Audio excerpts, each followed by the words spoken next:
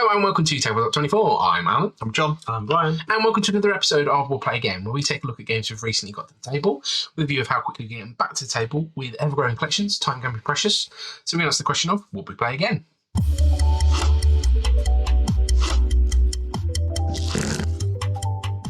Today we have the Quest for El Dorado from Ravensburger. In the Quest for El Dorado, we are competing explorers that are going to traverse this landscape in a race to get to the golden city of El Dorado. And we're going to do that by having a deck of cards that we're then going to build on to enhance our ability to traverse this landscape.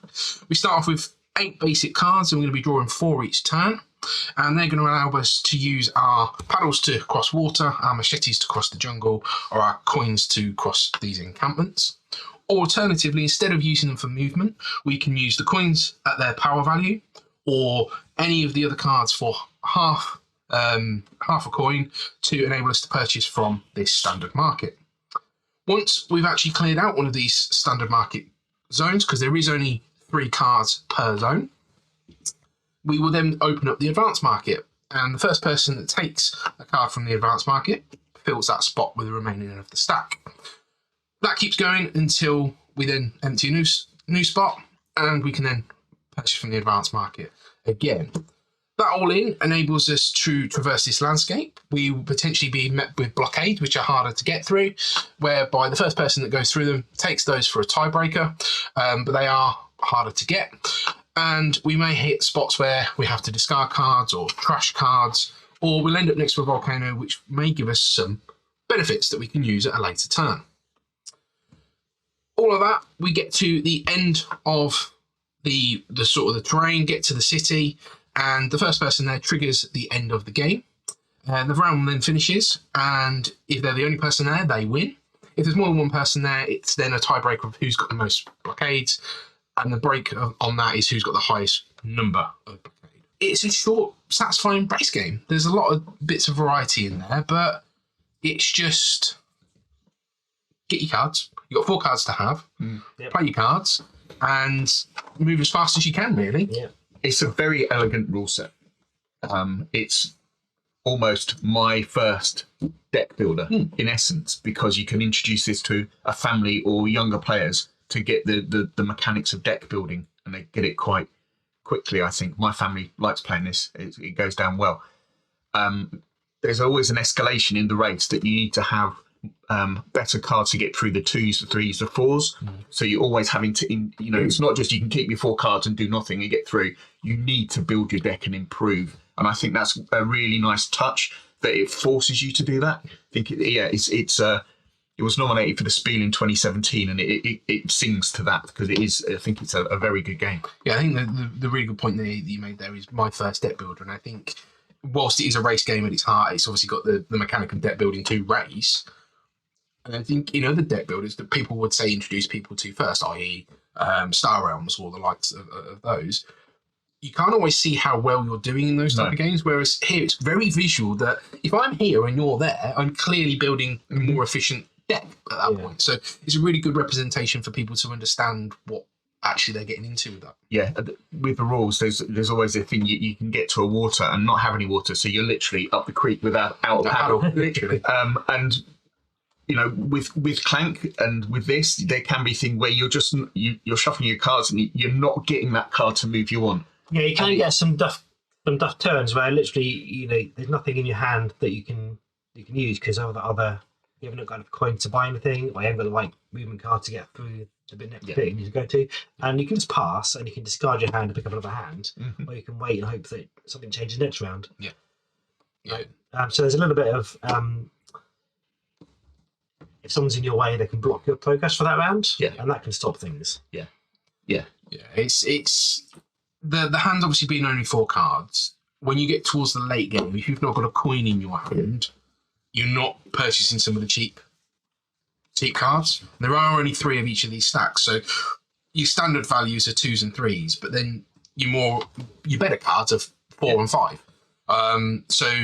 If you're not hitting those cards to make those purchases, you can just have a really tough turn. If somebody's stuck in front of you and you can't move in any direction, for instance, if I was stood here and Brian was stood on the water, and and I didn't have enough coins to get through here, I'm stuck. Yeah. Like I can't go anywhere. So I know if I haven't got enough coins to purchase because I haven't got enough coins to get through here, I kind of miss a whole turn. Yeah, but it kind of forces you to get some water so you can go around or get the coins to go through here. It's great in that, and the way the market is set up to facilitate that, in that there is some hate drafting here because you can stop people from getting the cheaper cards or the cards that you want, but then bringing them down so you've just got a bit of an improved market. Yeah. I like the fact that you can see all the cards that you can buy rather than it being Yeah, you can there. plan ahead. There's also, I like the way that you can see the board and see where everybody is. You can plan your route. Yeah. So there's Yeah. quite a lot actually of player interaction. It just sort of gives you that ability to feel like you're in control of your destiny to a certain extent. And the only luck there is if he's what 4 cards. come out. Yes. And because most of the time you're not getting rid of these cards. There's a few cards that allow you to trash. There's a few spots that allow you to trash. So whereas you'd normally drive efficiency in a deck builder, you can't do that as often in here. No, that's which true. means sometimes if you've got to the end of the game, you've got 16 cards in your deck. Half of them are going to be single use, and when you're needing to get through some of these bigger spots, it can be quite challenging. Again, that talks to my first deck builder type thing, because these are quite advanced concepts, I guess, for deck builders. Yeah. And it starts to show you a little bit about how you can use that. Yeah. But not in a way that you need to do it to make the game work for you. Yeah. And I'll state this until I die, and these guys will laugh. Drawing wins in deck builders and getting hold of the cartographer in this is no different. It is quite powerful. Drawing extra cards and having that extra ability, which again brings in the basic concepts of what is good in a deck builder, and quite often, drawing cards, being able to trash is going to be good. So part of the luck as well is that you can have some quite big swing turns. We found quite a few times, which is nice actually. So even though you might be like a whole board behind somebody, you might get a lucky set of cards on the next draw and bring you up back into contention again. Equally, you can be right on the edge of winning and just not get the card that you need, and someone takes it. I think on the other side of this, it's a water tile on the other side. And quite often, I'll have planned around not using water because it's more efficient to travel the other areas. And then at the end, I've got no water. I've got 16 to 20 cards in my deck, and only 2 of them have water on it. And it's kind of okay. How do I mitigate that? And again, you can plan ahead. You can know that that's at the end, so you pick up things like the Adventurer or the Jack of all trades, where it gives you that versatility. You can also decide not to spend all 4 cards, just keep the water card in your hand for the next round as well. So there are ways of doing it, but they do involve having that plan ahead and thinking what you're going to do. Yeah. So I mean, alternatively, you can have that swing turn where somebody that is in the lead just gets further in the lead. So in the last game, I was going quite well, and then I drew a hand that just allowed me, where I was on the board, to move 8 or 9 spaces because I had a 6 machete and other bits and pieces that just allow me to just trounce up this board and get even more ahead. And I think I was going sort of 2 or 3 turns. Now, one of the people at the table managed to catch it up, but actually at that point that was only because then at the end of it I had a duff hand because I hadn't got the water to get into this last space. So there's loads of variety in this. I mean, each of these boards is double-sided. There's more boards in the box. You can, there's some suggested layouts in the rule book for making it a bit more logical, but you can have them in any order you like. There's a lot of support online for different maps and configurations and stuff. And you don't need to. I mean, this one was set up shorter just for fitting on the table purposes, but there's nothing to say that you can make it longer and make a longer race. The expansions add in extra tiles. Wider as well. Yeah, the expansions add in more tiles, more variability. I believe one of them actually, when you get to El Dorado, it's what happens when you get to El Dorado. There's curses, there's heroes. It's all round. It sings for me. Yeah, we've played this quite a few times, and I still don't feel that I've played the same game twice. Yeah.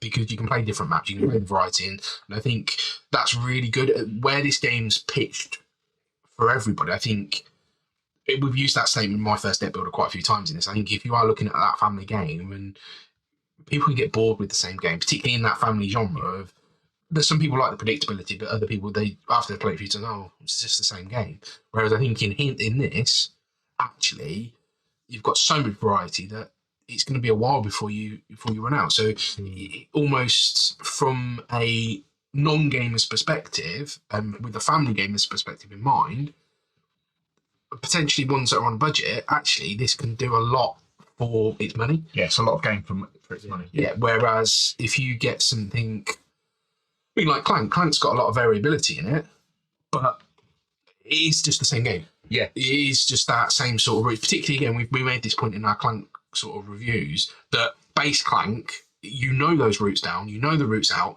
Yes, the market's slightly different, but actually, with the amount that's variety that's in the board, the market being quite basic in this and fully visible actually is really cool. I think. yeah, it's the variability is the thing that probably sells it. Yeah, a lot for me. Yeah, and I think this the bit here, I obviously in a lot of the reviews that we've done, I've made the point of where does this game sit in weight and stuff like that, and actually I think this sits in a really nice place that a hobbyist gamer can see the advanced strategies of trashing cards, discarding cards that are not good for you, picking up the draw engine and stuff like that, and really strategize what's going to work in this. But equally, a family set of gamers or non-gamers, to be precise, you can actually pick this up and have a really nice. Adding out machetes to work out how many you need to get to where you want to go. It's quite simple for younger kids as well. Yeah, and I think John made the point earlier. Obviously, with being nominated for the Spiel, it's a perfect game for that, and I think that's obviously particularly in the 2017 where it wasn't. I think we get into a point with the Spiel. There's more grandiose games coming into it because that's just the way that the hobby market's going. But I think the Quest for Dorado sits in that really nice bit of it is a game for everybody. I think you can see it, and the fact that it plays in such a short time, is fantastic. Yeah. I think it's one of those the end of the night, start you off, middle.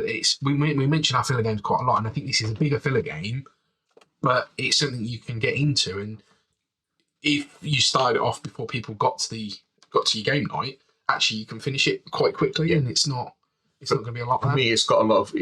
You look at it and go, oh, okay. In essence, this is quite a simple game, and then you scratch the surface. It's okay. There's a bit more to it. There's a bit more to it. So the only thing that you mentioned about the theme is it's another one of those where you're potentially robbing and cultural items and icons from another civilization. You know, you're going to Dorado. You're not going there to look. You're going there to loot it. Yeah. And you know, for me, other people have said about this kind of cultural appropriation or stealing within games. It's a well trodden path, and this fits in there. Would it put me off playing it? No, because it is. And you said, are you going to go to Dorado just to have a look? Probably not. No. But actually, from a theme point of view, you can sort of say, that's what we're doing. It's Indiana Jones. You know, it could be Indiana Jones the game, basically. Moving through the deserts, the jungles, the rivers, the mountains to steal that golden idol at the end, unfortunately. But and just to point on theme, this is obviously a slightly older version. There is a new version out with Vincent Dutrait artwork, which I think is absolutely gorgeous. But that's not saying that this isn't. No. I think this is a really nice version. I think either version you get your hands on is great. So I think in that sense, it doesn't really matter. So that has had sort of an updated version. But there is a bit of a negative on the theme. But overall, I think a really, really solid game. So, John, would you play again? I will play again soon. My family likes playing this, so there's no reason not to get it to the table and play it with them. You know, it always goes down well. It sits there, and it never outstays its welcome for me.